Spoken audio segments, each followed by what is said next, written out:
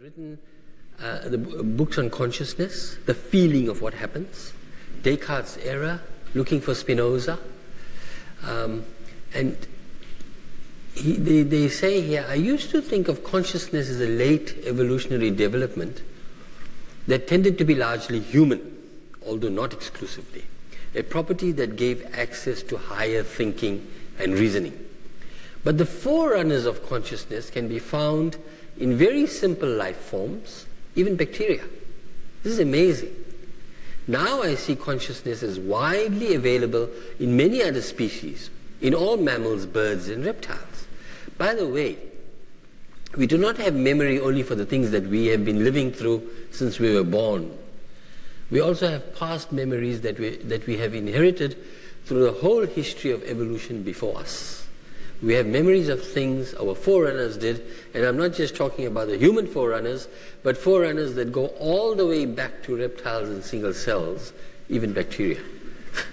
That's a bit of a stretch, but that's what they say. Okay, so Siri Hustvedt is a writer, and she suffered from migraines ever since childhood. She was curious about her headaches, dizziness, divine lifting feelings, and she had sparklers and what she called black holes, so good days and bad days, visual hallucinations of a little pink man and a pink ox on the floor of her bedroom. That was Siri. Now, what she decided to do is write a novel in which she is a male psychiatrist and psychoanalyst. And she needed to do a lot of background reading in mental disorders. Now, I've read some of her works, fiction. She writes very, very well. And you can see that she tries to integrate a lot of these neuroscience ideas into her works. So she did a lot of research. She attended neuroscience lectures at the New York Psychoanalytic Institute, and she joined a group, a neuropsychoanalysis group, in which there were neuroscientists, neurologists, psychiatrists, seeking a ground to bring the latest insights into brain research. She read obsessively on these subjects. In fact, her husband accused her of having a reading addiction, which I don't think is a very bad thing. And she taught patients with complex mental illness how to write. And that will come out later because that's very important. Now, what happened to her is that she had to go to her father's college in St. Olaf in Minnesota to speak at his memorial service. Okay? And when she started the speech, an inexplicable violent tremble started from neck down, flapping arms and knocking knees. And at the end of the shudder, her legs stopped and had turned a deep red with a bluish cast. She continued to talk, and on one occasion it felt like she was picked up by a superior power and tossed about like a doll. Terrifying. And in an art gallery in Paris, she had a similar experience where her left arm jerked upwards and slammed her backwards against a wall. And then she asked herself, am I two people? A reasonable orator and a woman in the middle of a personal quake? When the shaking subsided, she felt euphoric, filled with supernatural joy, followed by a violent migraine. Right. So she goes to a neurologist. Now, she has all these medication. There's some doctors in the audience so they can tell us it's a whole cocktail. And then she was on an antipsychotic drug. And you know how doctors are with mental patients. They'd come and point a pencil at you and say, what's this? Or who's the President of the United States? What's your name? And then in that hospital was the headache czar, the man who knew everything about headaches, but he ignored her because he was irritated because he couldn't help her. So nobody really knew what is wrong with me or why I had become a vomiting, miserable, flattened, frightened, enormous headache, a Humpty Dumpty after his fall. There was a diagnosis, vascular migraine syndrome. Is there an echo in the room?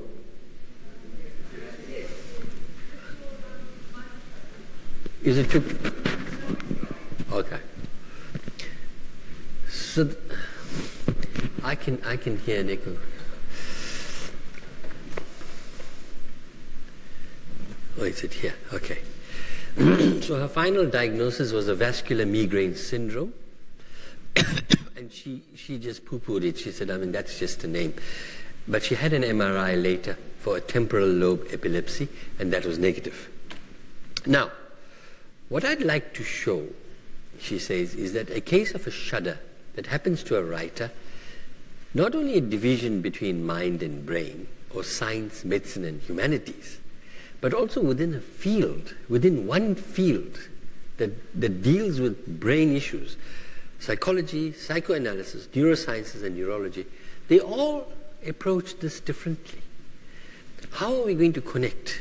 And this is a great attempt on her part, okay? So she does an exploration of our modern day knowledge of the brain. Who should I turn to for an explanation of my violent shaking? Should I go to a neurologist, psychiatrist, or psychoanalyst? Why are these disciplines designed to assist those with behavioral and mental problems so divided? Would it not be of benefit to the neurosciences if these disciplines were linked? She asks.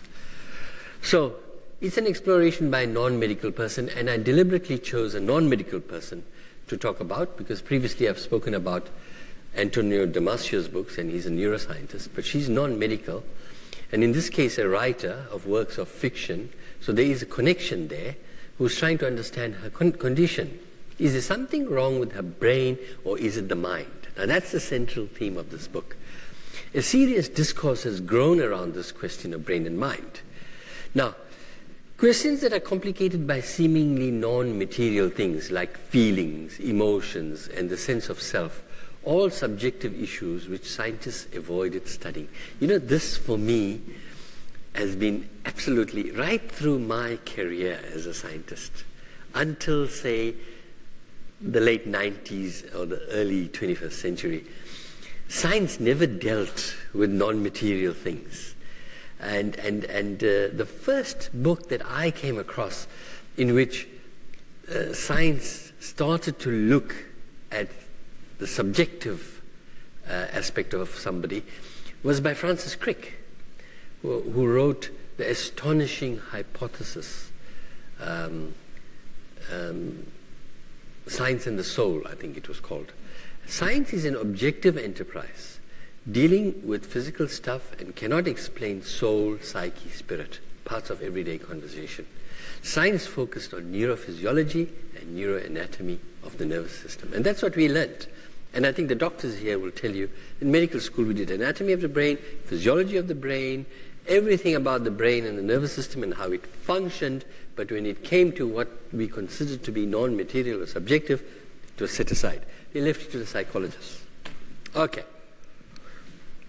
Are mind and brain two different things? René Descartes set us on the path of dualism when he said, cogito ergo sum, I think, therefore I am. Now the difference between the mental, the mind or the psyche or the soul, and these words are used interchangeably, and physical, the material, the tissue, the somatic, the body, is a reductionist anachronism of mind-body dualism. The mind-body problem is still so vexing, so entrenched as a duality, that it becomes impossible to think without it. It reminds me of my field. In 1925, a man by the name of Schwartz, a German scientist, said, no acid, no ulcer. And that became a fact, because he said it. And after that, there was $1 billion industry in the treatment of ulcers to block acid production. It was only in the 1980s and early 1990s that somebody said, the good Lord must have given us acid for a reason. Why are we blocking it? Because when you block it, there is nothing to kill the bacteria that enter your stomach with the food. So, the split created a distinction between psychiatry and neurology. That's the first thing to remember. Sick minds in psychiatry versus sick brains, respectively. So neurology and neuroscience deals with brains, psychiatry, psychology dealt with mind. Okay. Is my behavioral problem caused by a brain tumor? Because that will be physical. Or my brain seems to be fine, but I'm just mad, mentally ill. Okay? So, the Bible for brain treatment or psychiatry today is the DSM, the Diagnostic and Statistical Manual of Mental Disorders. And now we've reached DSM-5. And that is published by the American Psychiatric Association. And it offers a common language and standard criteria for the classification of mental orders. Siri Hustvedt became well steeped in the world of brain and mind. Her curiosity about her own condition became a passion. Maybe I cannot cure myself, but I can at least master the mysteries of my own nervous system and understand myself. She learned that what these patients wrote about bore no resemblance to descriptions catalogued in the DSM. And this is what is happening in modern-day psychiatry. Psychiatrists themselves are questioning the DSM. And funnily enough, I have a friend, very close friend, Sean Bowman, the psychiatrist at Falkenberg, who kept saying to me, are we telling the patient what's wrong with the patient, rather than the patient telling us, this is how I feel? And how many of you watched Charlie Rose? Okay, well, you can't watch Charlie Rose anymore, but Charlie Rose, he ran a really good program. And he had, one night, he had Ellen R. Sachs, who was a psychiatrist and a legal person, and K. Redfield Jamison of Harvard. Ellen R. Sachs of the University of Southern California, and K. Redfield Jamison of Harvard. K. Jamison had bipolar disorder, and Ellen Sachs was diagnosed with schizophrenia. And Ellen R. Sachs wrote a very interesting book where she was actually now a patient rather than the psychiatrist. And she said, they had it all wrong. They kept strapping me down. I kept telling them, listen, I'm not bloody mad. Listen to me. And she says, then she could feel for the patients who were told what to do and who were treated in a particular way, but had no say in the matter. Okay? And then there's the stigma of mental illness. Every illness has an alien quality, a feeling of invasion and loss of control, evident in everyday language. Now, when you have bipolar, you say, I am bipolar. But when you have cancer, you don't say, I am cancer. I have cancer. Or you don't say, I am cancerous. So with mental illness, the illness and the self are identified as one. And way back in history, Gell-Mann, the Greek physician, okay, he was the personal physician to Marcus Aurelius, the Roman emperor, would have said, you have convulsive illness but not epilepsy. Because epilepsy caused convulsions of the entire body and interrupted leading functions, awareness and speech. So in Siri's case, she continued talking while she shook. This was the remarkable thing. From the way she describes it in the book, she was flapping around like she was at a disco. And yet she carried on talking. Her diagnosis of her own condition is, I do not have epilepsy, because if I was having an epileptic attack, I wouldn't have been able to continue speaking. And then the cultural religious issue, a demonic possession. The popular view among Greeks was that gods and ghosts can make you shake. Same with Christianity and other religions. Nature, God, and the devil could rack your body, and medical experts struggle to distinguish among causes. How does one separate an act of nature from a divine intervention or a demonic possession? Okay? So your shudders are interpreted according to who you are. Saint Teresa of Avila, when she had her paroxysmal agonies or blackouts, visions and transports, were mystical flights towards God. But the girls in Salem who writhed and shook were witches. In Salem, I would have been a witch, and if I belonged to the mainstream religion, I would have been the victim of a possession by an external force. In 2006, which doctor would dare send me to an exorcist? Shall I see a neurologist? So, I already have. What would he do? An EEG, and probably find nothing. Unless I get the shudders. But that seems to happen in specific instances and when I'm talking about my late father. Can you see where this thing is going? Okay? So she had an MRI. Okay? She saw a neurologist. It was normal. No swellings, no tumors or thinning. Well, if it was epilepsy, would they give you brain surgery? Yes. Articles now in the Journal of Neurology, Neurosurgery and Psychiatry, if you're tortured by epilepsy, it is worth pursuing surgery for epilepsy in patients with normal neuroimaging. I'm coming to this because it's getting a bit complicated, okay?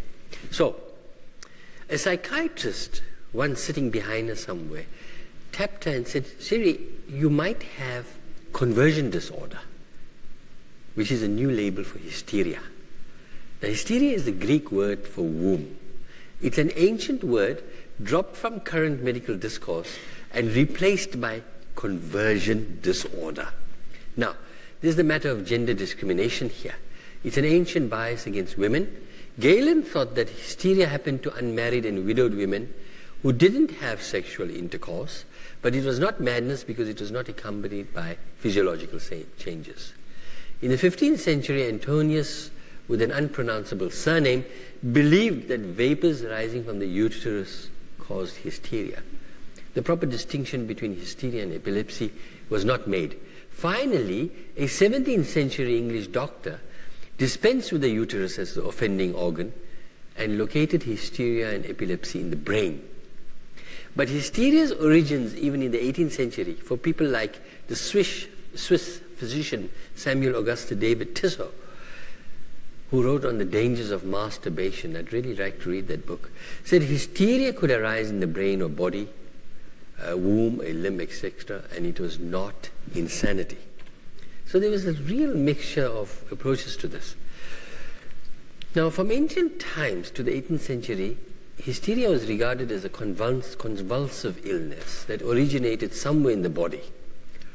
According to Pierre Janet, in some rare cases, you can find behind the tremors the existence of a fixed idea separated from consciousness and an involvement of the motor function of the limbs.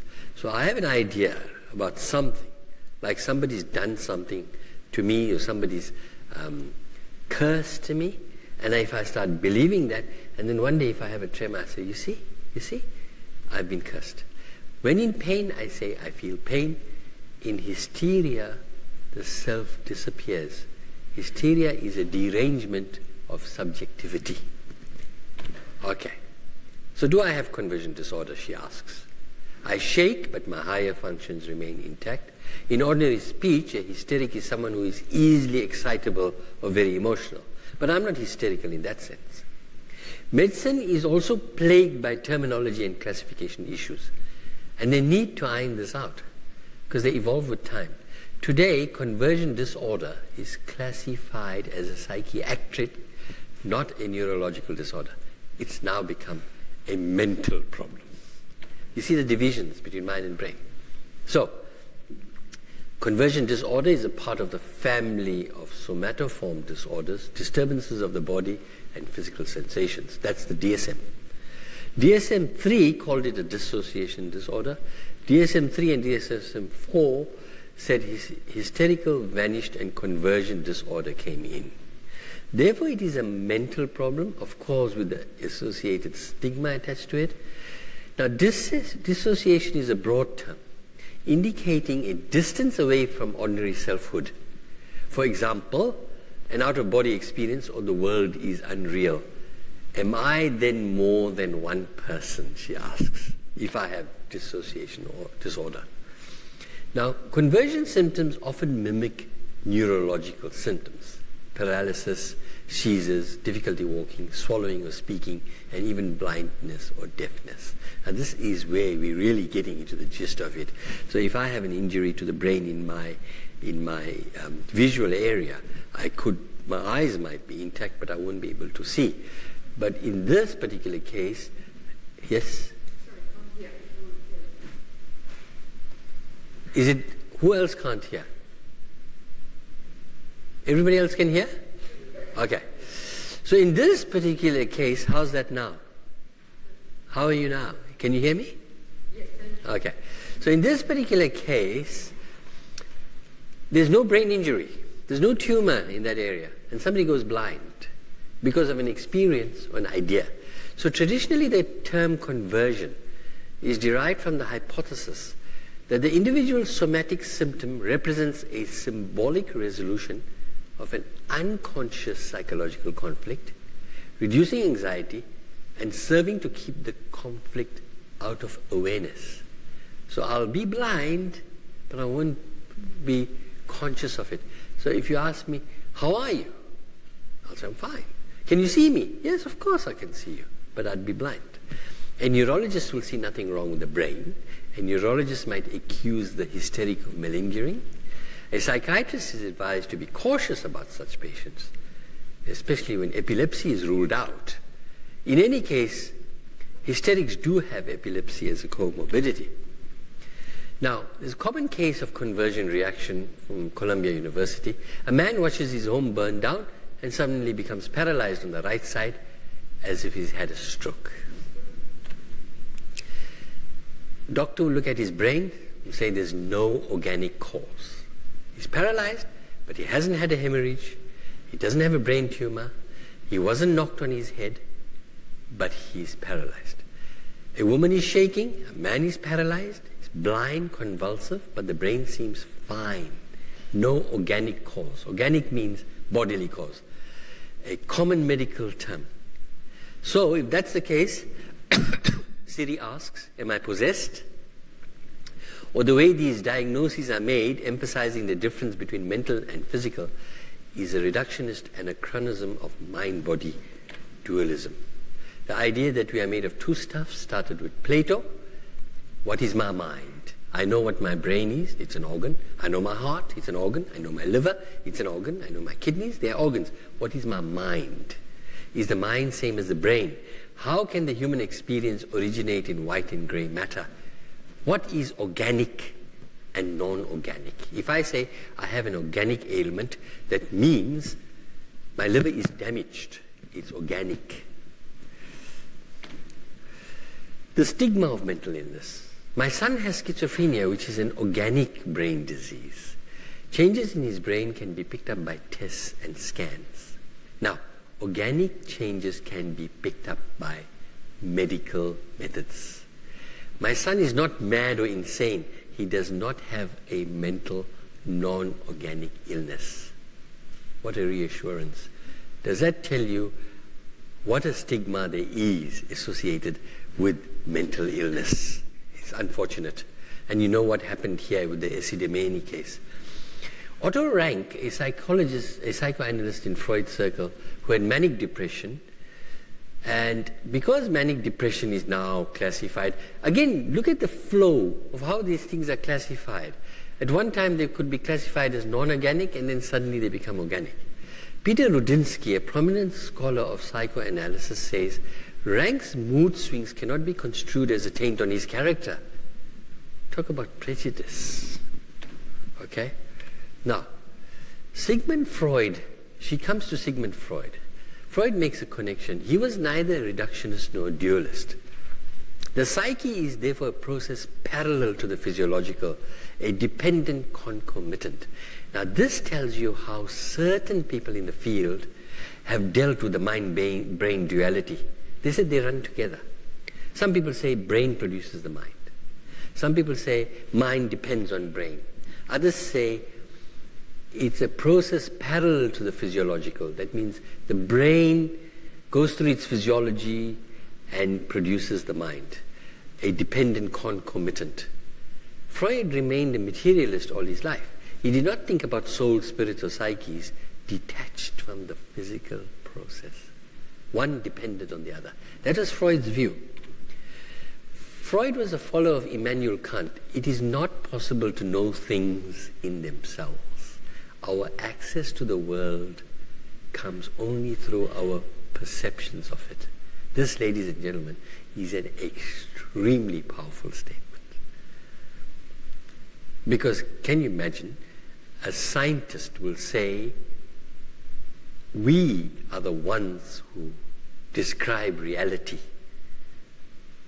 the best, not philosophers, not sociologists.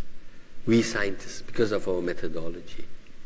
And Freud is saying our access to the world comes only through our perceptions of it. He's hinting that even hard scientific data you interpret it as meaning something. It's not necessarily absolutely true. I don't agree with it entirely, because scientists have produced things in the technological area. But there is something about this statement that's quite haunting.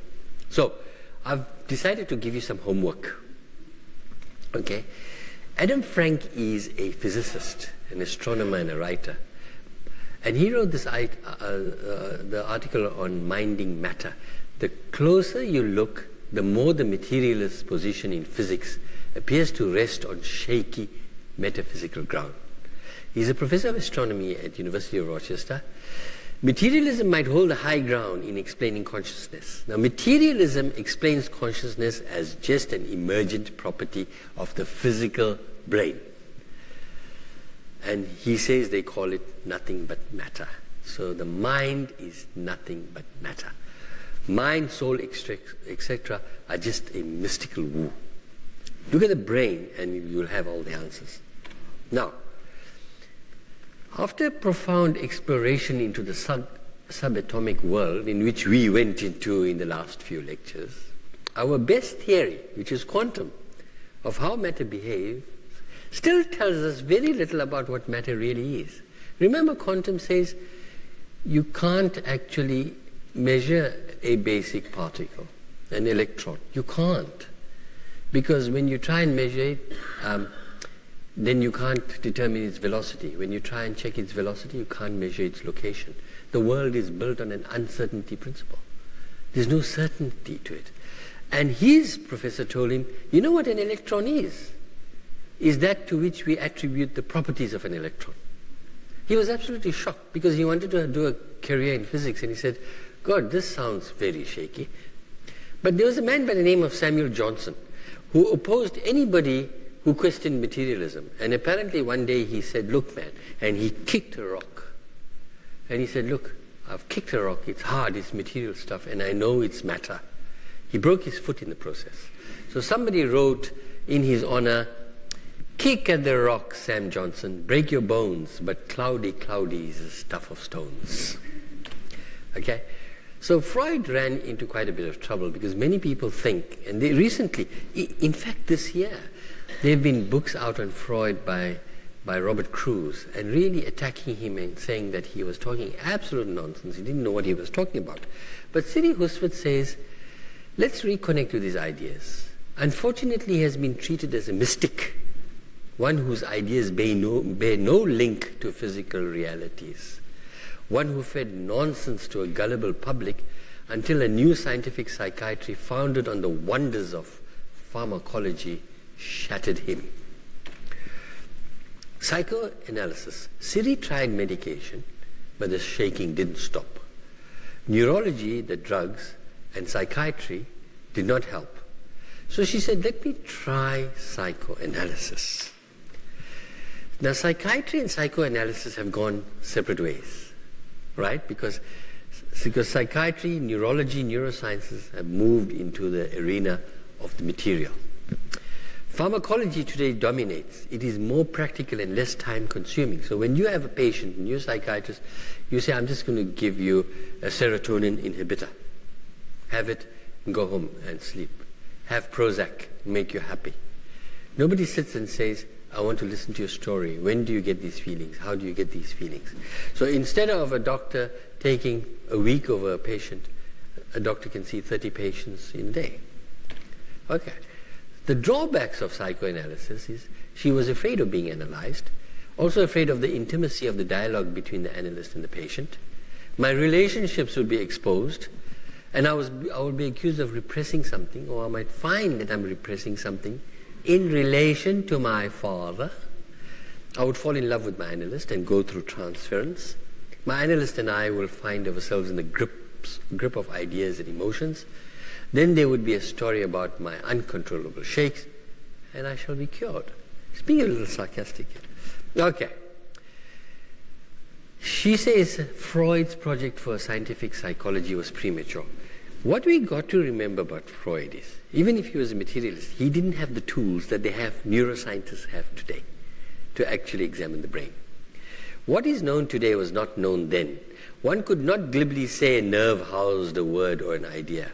He had thoughts about how this link connected, but he had no foundation to prove he was right. What people don't know about Freud is his first book was on aphasia, a critical study, the inability to speak.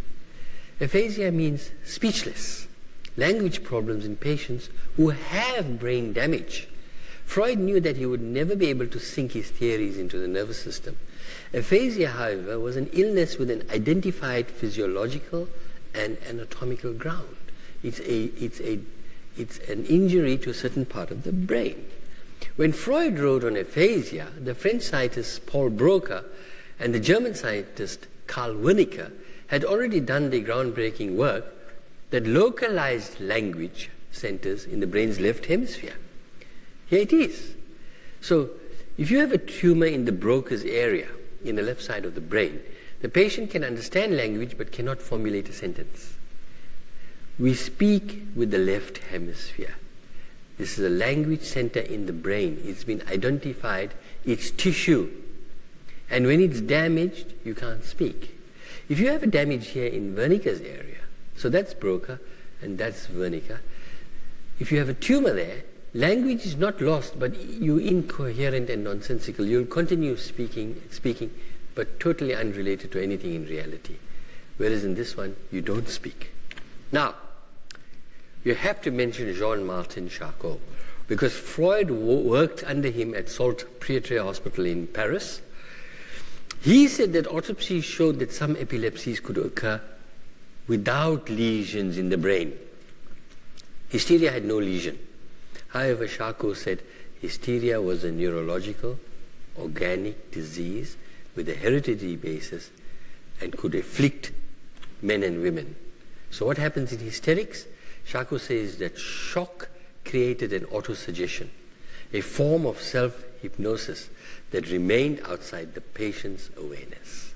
So Sidi Husvet was driving in the car and they had an accident, right?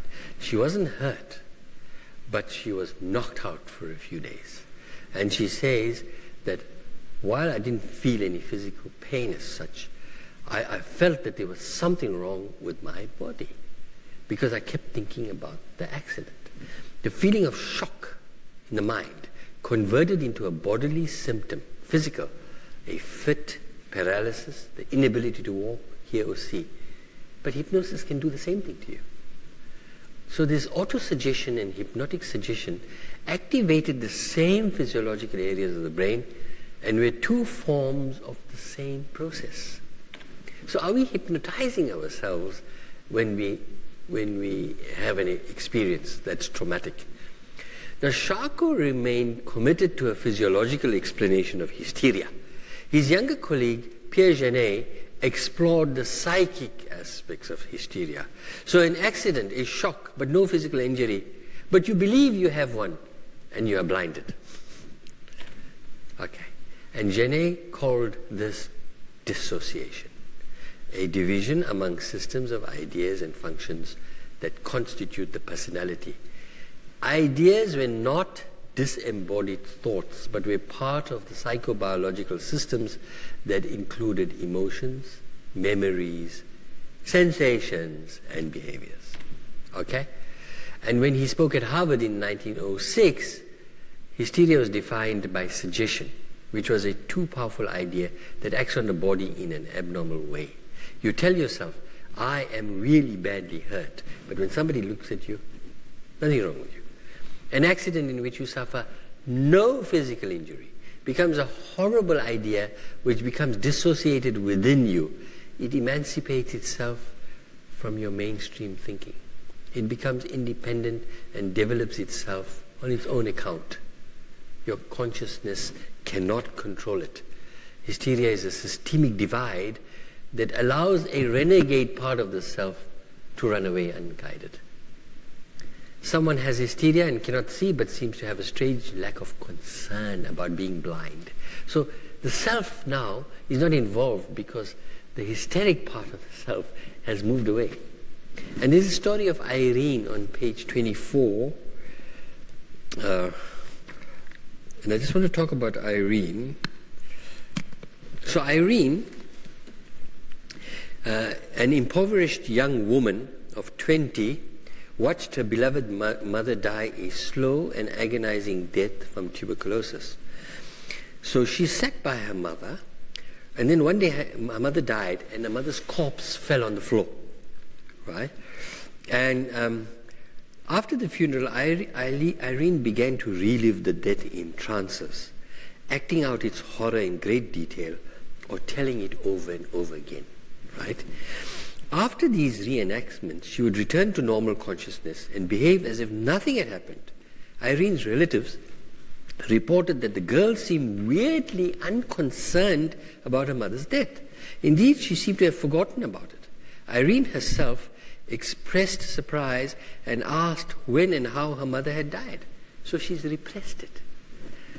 There is something I don't understand, she said. Why, loving her as I did, do I not feel more sorrow for her death? I can't grieve. I feel as if her absence were nothing to me, as if she were traveling and would soon come back. Yet she's dissociated. There's two Irenes. One who now and again thinks of her mother's death and relives the trauma, and another one who says, I don't care. I don't miss her. So, that's Irene. So, that made Siri ask the question, do I also have this kind of double consciousness? A shuddering person and a cool academic writer. How many persons reside in one body? Raises another question. Okay? Rita Sharon, who wrote this, narrative medicine, is a physician and a PhD in literature. She says, let's bring storytelling back to medical practice. Honor the story of the illness. Without it, the reality of a single person's suffering is lost and medicine suffers. She says, non-narrative knowledge attempts to illuminate the universal by transcending the particular.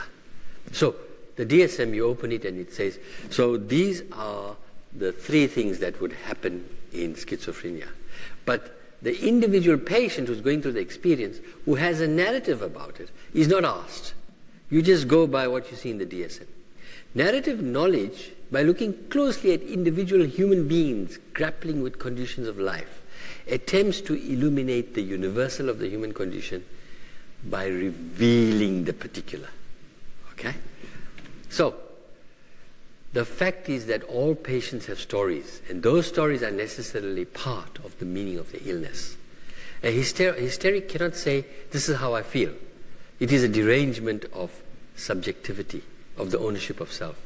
Is subjectivity a singular property or a plural one? Is the shaking woman a Jekyll or Hyde? Perhaps the self is not unitary. Why have I got read page 36 and 37?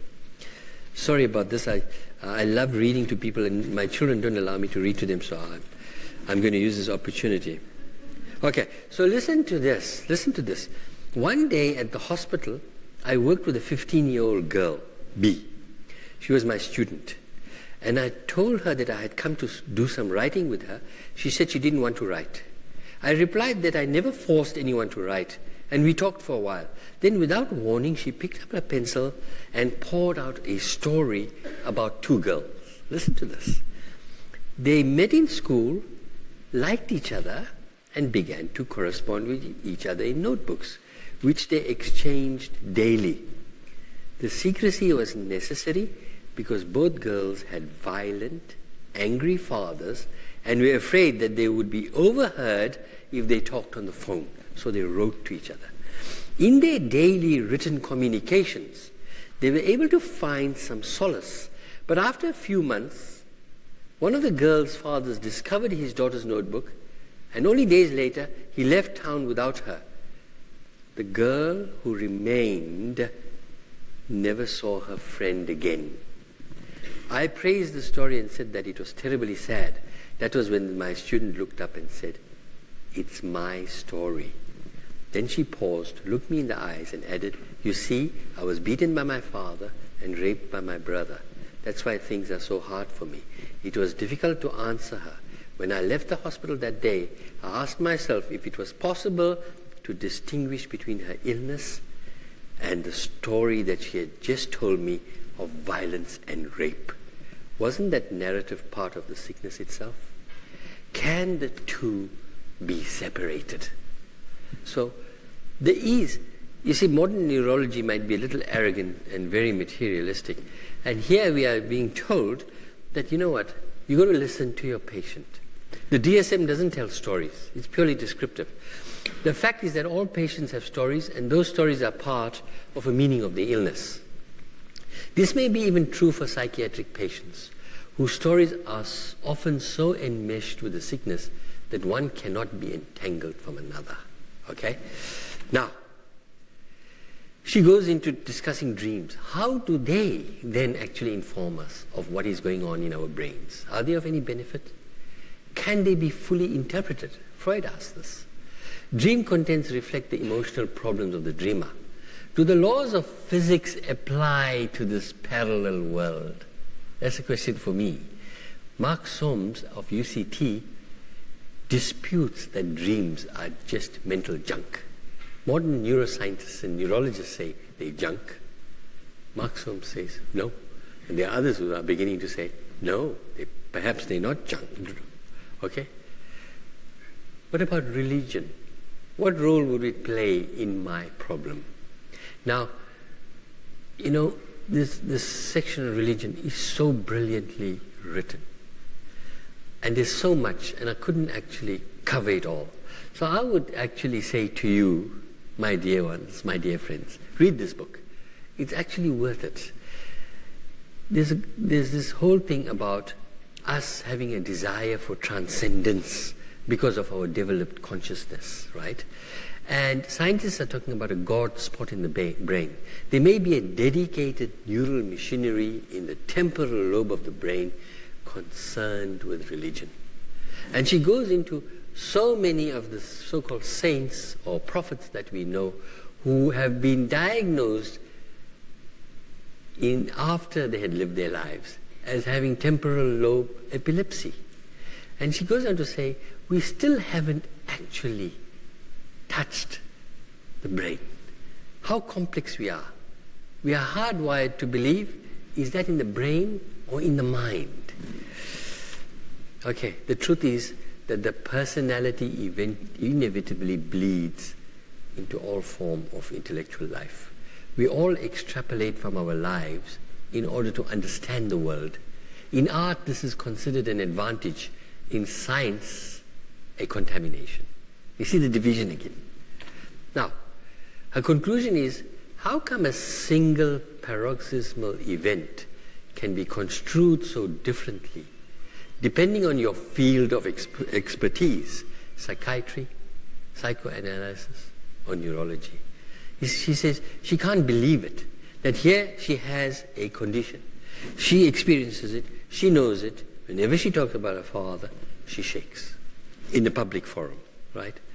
And nobody can help her. She went to all the specialists, and each one has a different idea. And that's within one field of the brain.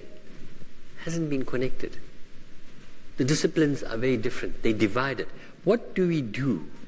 Disciplinary lenses inevitably inform perception. But nobody mentioned the story of Phineas Gage. Do you know about Phineas Gage? Phineas Gage, on the 13th of September, 1848, at 4:30 in Cavendish, Vermont, New England, right, had an accident. He was working in a quarry. He was setting up some dynamite, okay, and the thing went off before he could move away, and a rod went through his cheek and right into his frontal lobe, came out on the other side, right? And that is a very, very serious injury. His skull now is at Harvard Medical School, and you can go and see it there. It's cased in a little box. So there's various stories about what happened to Gage. Some say that he was taken to a doctor. Others said he went on his own. Everybody saw this horrific accident. But the amazing thing about it is that Phineas Gage was walking and talking to everybody as if nothing happened. But he said, I got this rod in my brain, I got to go to the doctor and have it removed. So, what happened to Gage? apparently, he lived a very long time. But his personality changed. His whole personality. So from a disciplined, good man, a hard-working man, a family man, Gage became temperamental, he became violent, he became aggressive, he couldn't keep a job. And then he left his home and he sort of wandered about eventually until he died. Now, if you say his personality changed, you'd say, hey, but that's mental, that's not brain. But what we're saying here is that if you disturb a part of the brain, you can get behavioral changes. I have always wondered, what would happen if our brains were wired a little differently? What would happen if we go to another galaxy and we meet people whose brains are wired? How will they see reality? Will they see it like us?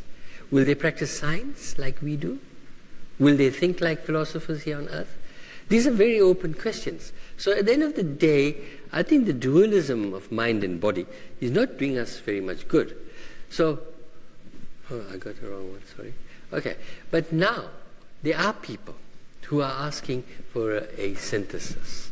And one of them is our very own Mark Soames at the University of Cape Town, who, with Oliver Turnbull, wrote this absolutely fabulous book, The Brain and the Inner World.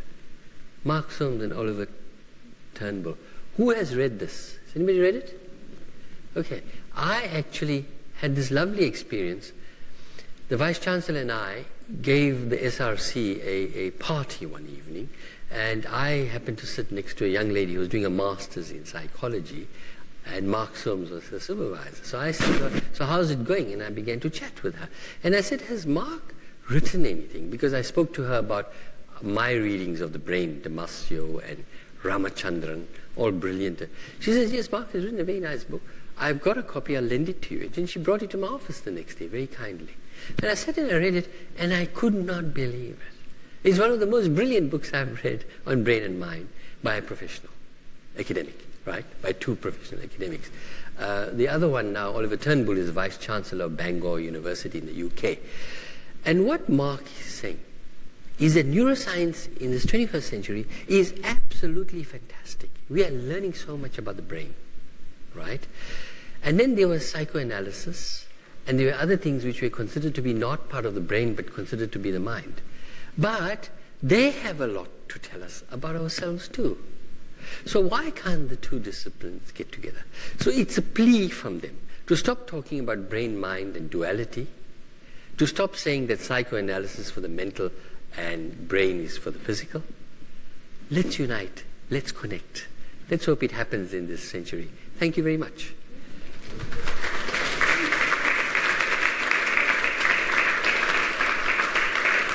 Hey, sorry. One more slide. Don't go away. It is often difficult to untangle personality and feeling states from belief systems, ideas, and theories. I have never been able to believe that any system, no matter how seductive, can hold the ambiguities that are inherent in being a person in the world. The DSM cannot cover the many dimensions of what it means to be human, right? Siri Hustvedt said this. Why I think this is perfect for tomorrow is when I'm going to discuss a book on science and culture, right? It was an agony for me to actually decide eventually to choose the book tomorrow. But I realized that Siri Hustvedt has done me a favor. Because tomorrow we're going to talk about some South African scientists and the way they practice science. And it was pretty unwholesome. But they lived in a particular time, they had particular views. So one of the questions we'll try and answer is that how does your culture of the day influence your thinking, even if you're a scientist? Because you can't be purely objective. So we'll talk about it tomorrow. So this is fantastic. But own your slippers and keep exploring is, Abraham Verghese in Cutting for Stone said that all of us have some kind of malady, some kind of quirk. And you'll go to every doctor in the world and you won't find a cure. Own your slippers and tell yourself, that's part of me. Thank you very much.